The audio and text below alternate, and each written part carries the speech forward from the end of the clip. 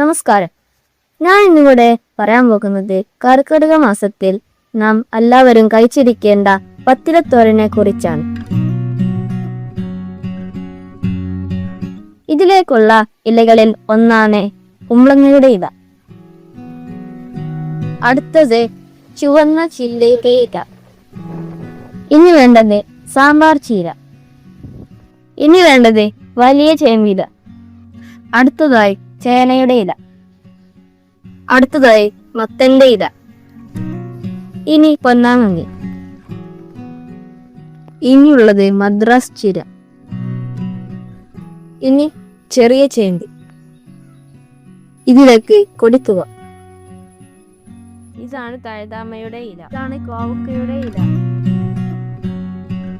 ഇനി എങ്ങനെ തോരൻ ഉണ്ടാക്കുന്നത് നോക്കാം.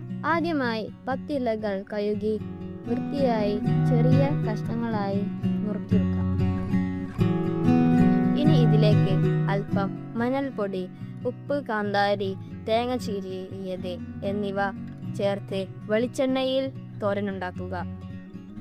ഇലകളിൽ നിന്ന് നമുക്ക് ധാരാളം ജീവകങ്ങളും ധാതുക്കളും നാരുകളും ലഭിക്കുന്നുണ്ട്. അത് നമുക്ക് നല്ലതാണ്. അതുകൊണ്ട് നമ്മുടെ ജീവിതത്തിൽ എപ്പോഴും ഇലക്കറികൾ ഉൾപ്പെടുത്തണം. നന്ദി, നമസ്കാരം.